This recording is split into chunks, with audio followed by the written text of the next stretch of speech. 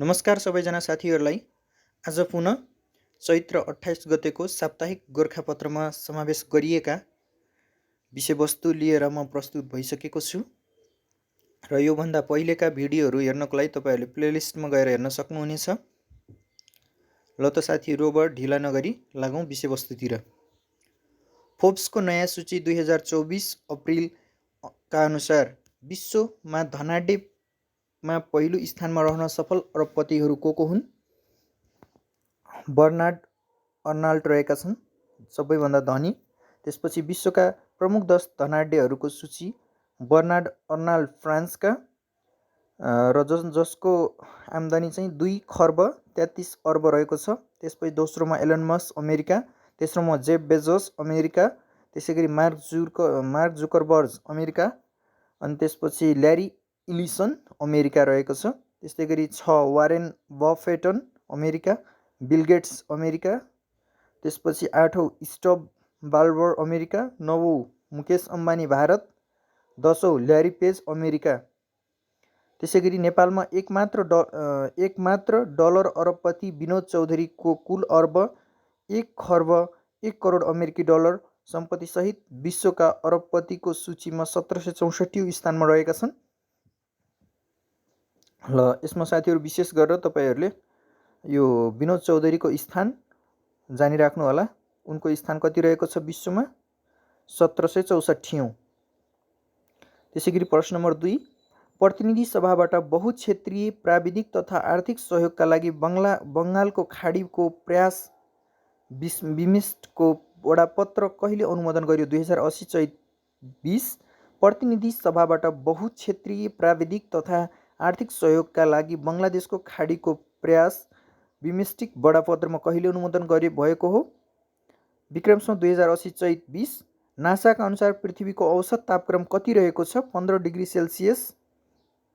फरेनहाइटमा भन्नुपर्दा 59 degree Fahrenheit रहेको छ। त्यसैगरी गैंडा गणना कति वर्षको अन्तरालमा गर्ने गरिन्छ? 5 वर्ष। हाल कार्बन डाइअक्साइड उत्सर्जन गर्ने विश्वकै पहिलो मुलुक कुन हो? चीन। कार्बन डाइअक्साइड उत्सर्जन गर्ने प्रथम 5 राष्ट्र सन् 2022-23 को अनुसार चीन 29%, अमेरिका 14%, भारत 7%, रुस 4.5% र जापान 3.5% रहेको छ। प्रश्न नम्बर 6, राष्ट्रिय सहकारी दिवस कहिले मनाइन्छ? चैत 20। राष्ट्रिय सहकारी दिवस कहिले मनाइन्छ? चैत 20। र 67औं राष्ट्रिय सहकारी दिवस 2080 को नारा सहकारीमा सुशासन, प्रविधि र एकीकरण भन्ने रहेको छ। 2013 चैत 20 गते चितवनको सारदान नगरमा बखान सहकारी स्थापना भएको दिन सम्झनामा हरेक वर्ष सहकारी दिवस मनाइन्छ। कुल ग्राहस्थ उत्पादनमा 3% र वित्तीय पहुँचमा करिब 20% योगदान सहकारी क्षेत्रको रहेको छ।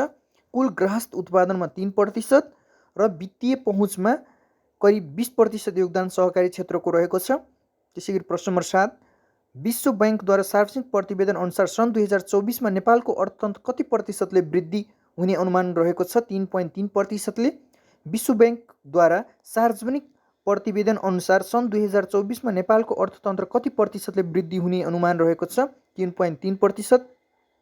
त्यसैगरी पर्यटन र पुनरुत्थान र जलविद्युत निर्यातको बढ्दो गतिले नेपालको अर्थतन्त्रलाई डोर्याउने विश्व बैंकले आकलन गरेको छ र आवधिक वर्ष 2080-81 को बजेटले नेपालको आर्थिक वृद्धि 6% हासिल हुने लक्ष्य राखेको छ।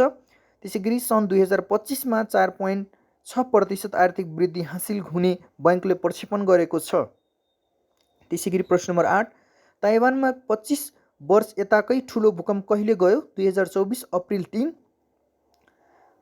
प्रश्न नम्बर 8, ताइवानमा 25 वर्ष यताकै सबैभन्दा ठुलो भूकम्प कहिले गयो? 2024 अप्रिल 3। 2 करोड 30 लाख जनसङ्ख्या रहेको स्वशासित टापु ताइवानमा रहेको भूकम्प 7.4 म्याग्निच्युडको धक्कामा चीन, जापान र फिलिपिन्स पनि परेको छ। 2 टेक्टोनिकल प्लेट सङ्गम नजिक अवस्थित ताइवान विश्वका भूकम्पीय जोखिम युक्त क्षेत्रमा पर्दछ। प्रश्न नम्बर 9, माइक्रोसफ्ट कम्पनीले स्थापना कहिले भएको? माइक्रोसफ्ट कम्पनीको स्थापना कहिले भएको हो? 1975 अप्रिल 4। माइक्रोसफ्ट कम्पनीको स्थापना कहिले भएको हो? 1975 अप्रिल 4। त्यसै गरी अब प्रश्न नम्बर 10, अमेरिकी राष्ट्रपति ह्यारी एस ट्रुम्यानले दोस्रो विश्वयुद्धमा ध्वस्त भएको युरोपको पुनर्निर्माणका लागि बृहत योजना मार्शल प्लानमा कहिले हस्ताक्षर गरेका हुन्? सन् 1948 अप्रिल 3। अमेरिकी राष्ट्रपति ह्यारी एस ट्रुम्यानले दोस्रो विश्वयुद्धमा ध्वस्त भएको युरोपको पुनर्निर्माणका लागि बृहत योजना मार्शल प्लानमा कहिले हस्ताक्षर गरेका थिए? सन् 1948 अप्रिल 3। अमेरिकाको पक्षमा विश्वयुद्ध लडेका युरोपेली मुलुकका साम्यवादको उदय रोक्न र खस्कदो अर्थतन्त्रको पुनरुत्थान गर्ने उद्देश्यका साथ सो योजनामा ल्याइएको थियो। तत्कालीन अमेरिकी विदेश मन्त्री जर्ज सी मार्शलले सो योजना तयार पारेका थिए।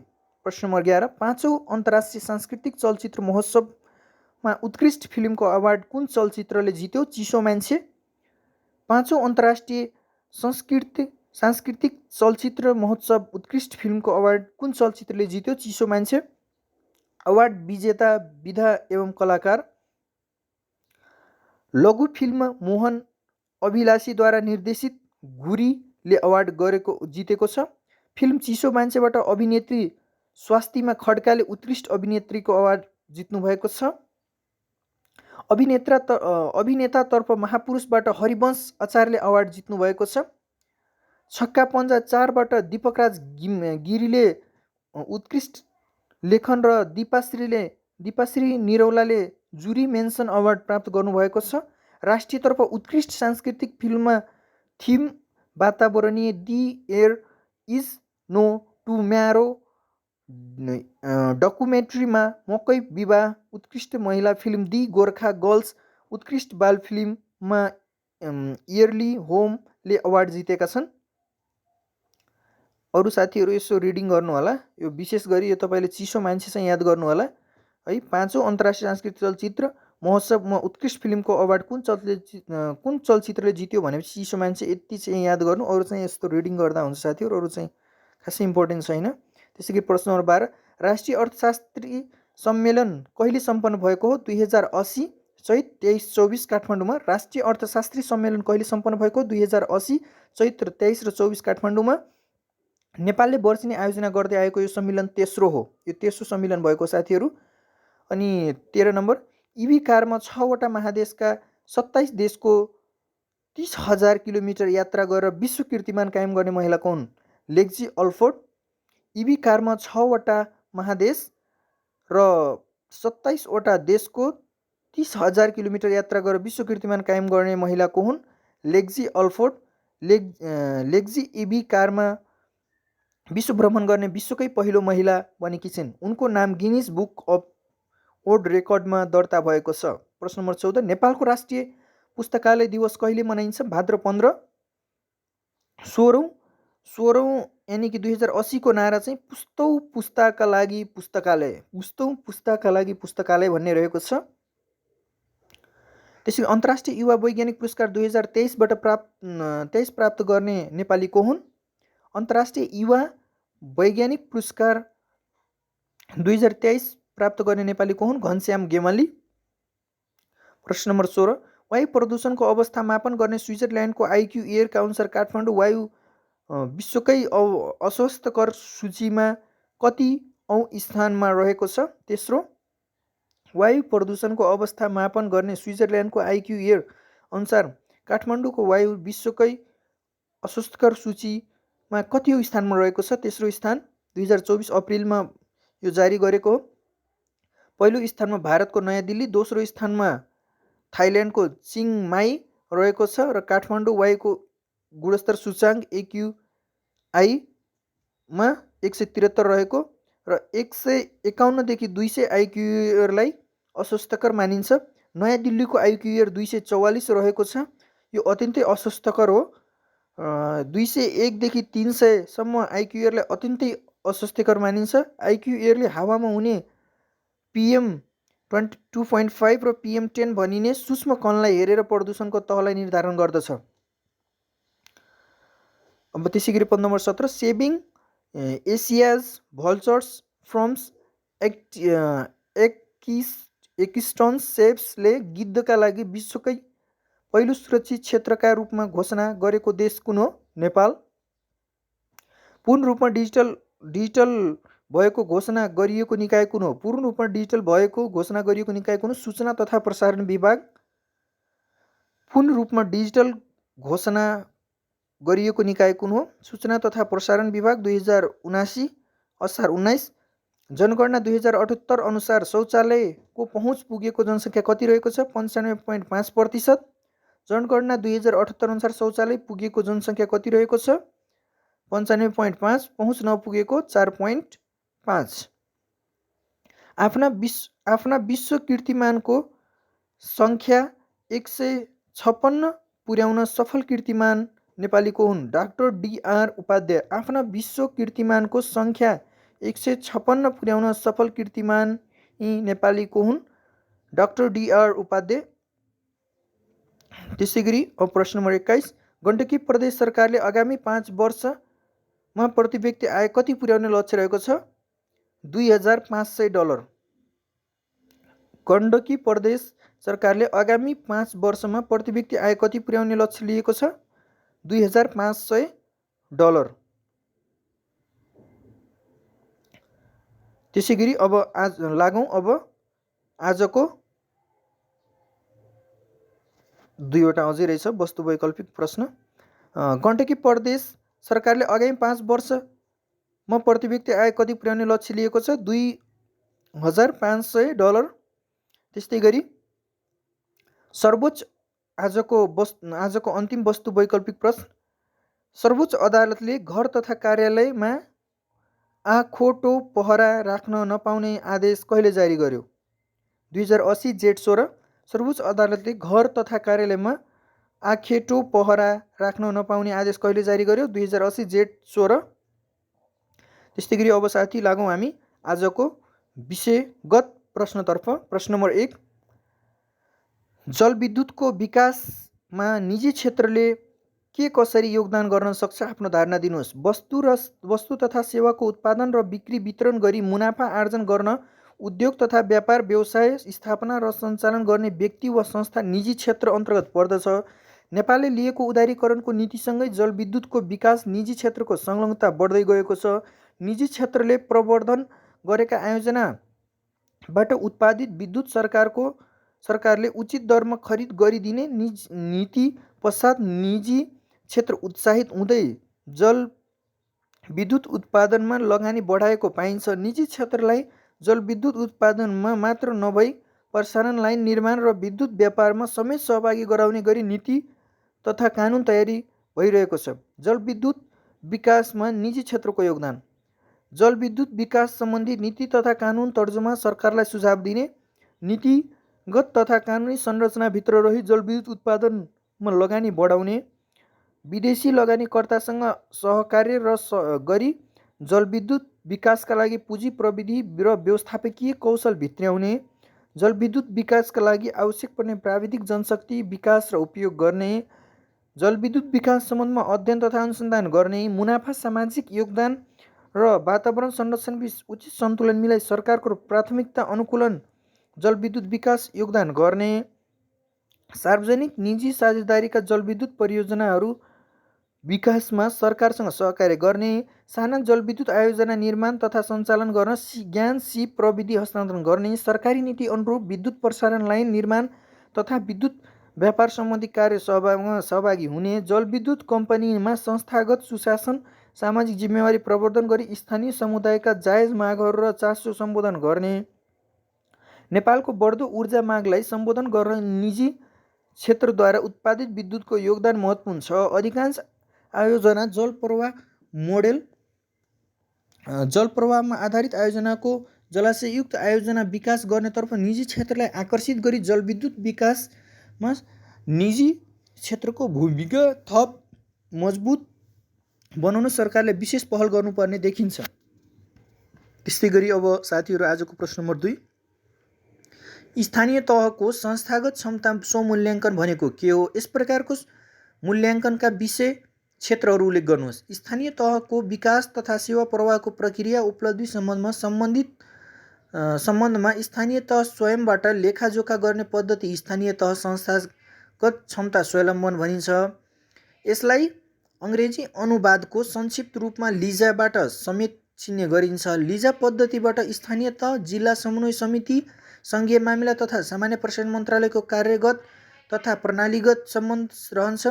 नेपालमा स्थानीय तहको संस्थागत क्षमता स्वमूल्याङ्कन कार्यका लागि मन्त्रालयले यस सम्बन्धी कार्यविधि जारी गर्नुको साथै विद्युतीय प्रणालीबाट मूल्याङ्कन कार्य गरी नतिजाको खुलासा गर्न लिजा पोर्टल स्थापना गरी सञ्चालनमा ल्याएको छ।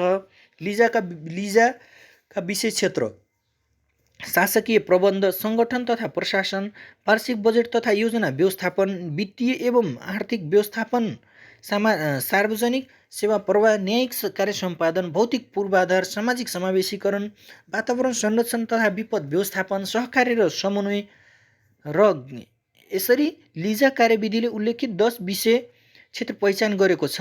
यी विषय क्षेत्र अन्तर्गत निर्माण गरिएका सूचकहरूको आधारमा संस्थागत क्षमताको स्वमूल्याङ्कन हुने गर्दछ।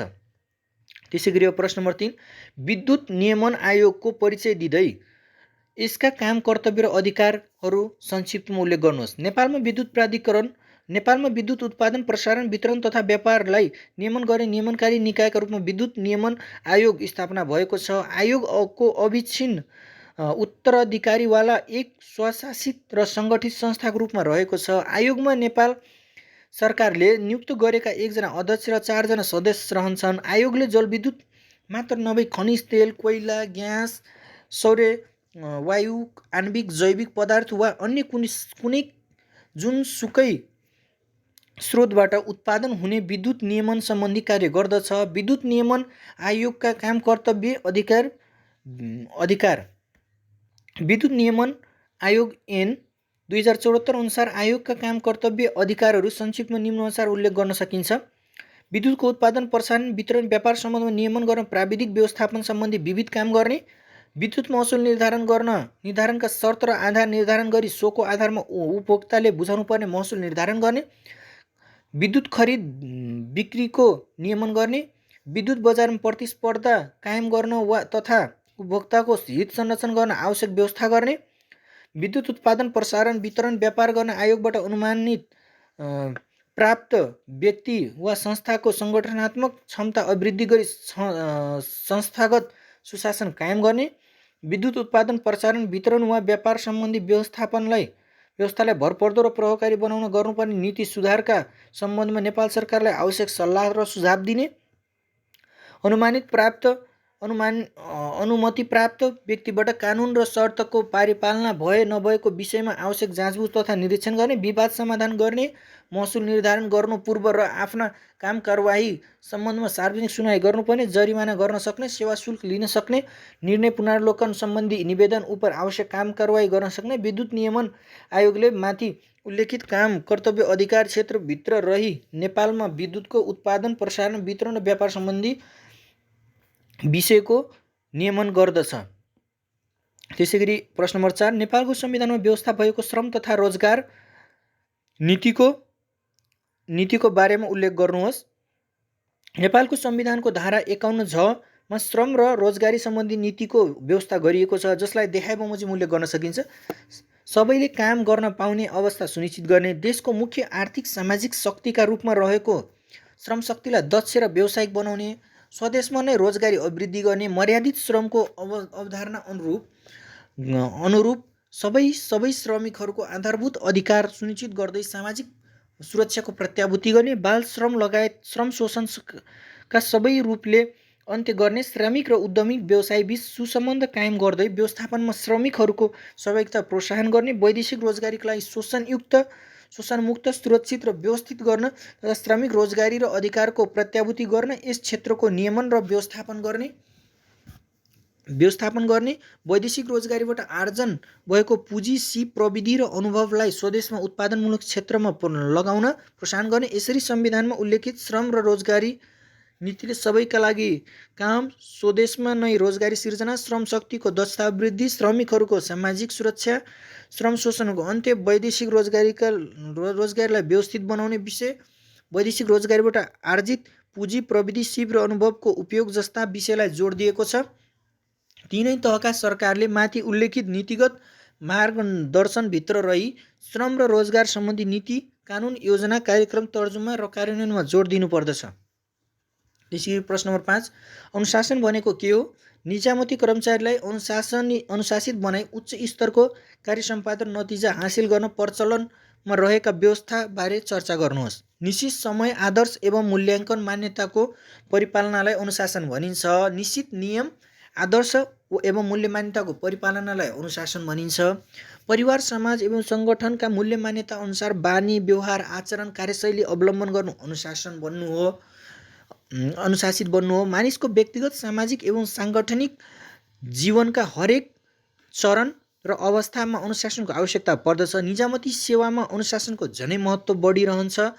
नेपालको निजामती कर्मचारीलाई अनुशासित बनाउँदै निजामती सेवालाई समाजको आदर्श सङ्गठनका रूपमा विकास गर्न विविध व्यवस्थाहरू हुँदाहुँदै पनि ती व्यवस्था कार्यान्वयनको पथ सन्तोषजनक हुन सकेको छैन। निजामती कर्मचारीलाई अनुशासित बनाउँदै उच्च स्तरको कार्य सम्पादन नतिजा हासिल गर्न गरेका व्यवस्थाहरू। निजामती कर्मचारीलाई अनुशासित बनाई उच्च स्तरको कार्य सम्पादन नतिजा हासिल गर्न सुपरिवेक्षण, आदेश, निर्देशन, नियन्त्रण, दण्ड तथा पुरस्कार सम्बन्धी विभिन्न व्यवस्था गरिएका छन्, जुन यस प्रकार रहेका छन्। कर्मचारीहरूको सुरु नियुक्तिसँगै परीक्षण कालमा बस्नुपर्ने कानुनी व्यवस्था, पदस्थापना गर्दा अनिवार्य रूपमा कार्यविवरण दिनुपर्ने तथा आवश्यकताअनुसार कार्य सम्पादन सम्झौता गरेर पदस्थापना गर्न सकिने व्यवस्था, कार्य सम्पादन मूल्याङ्कनलाई बढुवाको प्रमुख आधारको रूपमा बनाइएको, उच्च पदमा नेतृत्व मूल्याङ्कनको व्यवस्था रहेको, निजामती सेवा ऐन र नियमावलीमा कर्मचारीको आचरण सम्बन्धी लामो सूची रहेको, कर्मचारीको आचरण सम्बन्धी छुट्टै नियमावली समेत जारी भएको, आचरण उल्लङ्घनलाई विभागीय सजायको आधार बनाइएको, निजामती सेवा नियमावलीबाट कर्मचारीको नैतिक दायित्व निर्धारण गरिएको, कर्मचारी प्रशासनमा दण्ड र पुरस्कारको मान्यतालाई अवलम्बन गरी विभागीय कारबाही र पुरस्कार कानुनद्वारा व्यवस्थित गरिएको, प्रत्येक वर्ष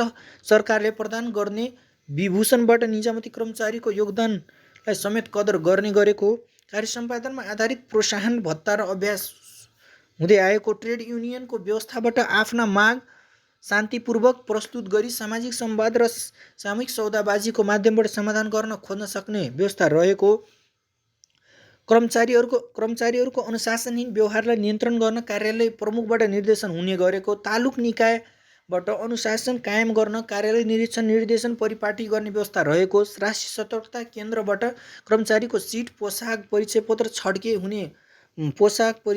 छड्के हुने व्यवस्था रहेको, व्यवस्थापन परीक्षणको कानुनी व्यवस्था गरिएको, कर्मचारीमा वित्तीय अनुशासन पालना गराउन आर्थिक कार्यविधि तथा वित्तीय उत्तरदायी कानुनको व्यवस्था गरेको, अख्तियारको दुरुपयोग रोक्न र कर्मचारीलाई अनुशासित बनाउन भ्रष्टाचार निवारण ऐन, अख्तियार दुरुपयोग अनुसन्धान आयोग ऐन जस्ता निगरानी कानुनहरू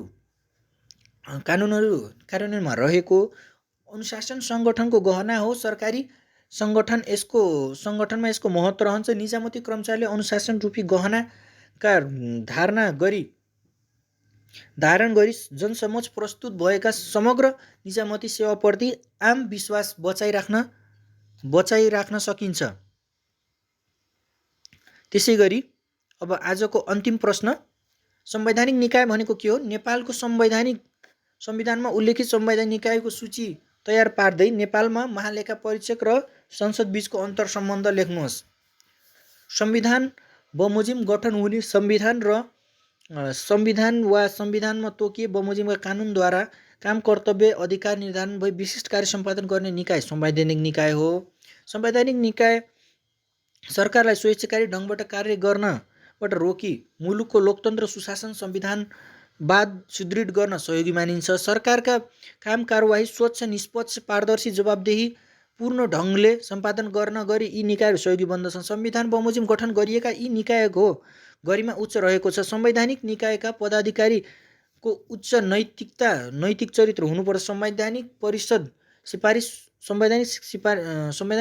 सिफारिस हुने, सङ्घीय संसदबाट अनुमोदन हुनुपर्ने र राष्ट्रपतिबाट नियुक्ति हुने व्यवस्थाले संवैधानिक निकायको गरिमालाई झनै उच्च बनाएको छ। संवैधानिक निकायको सूची।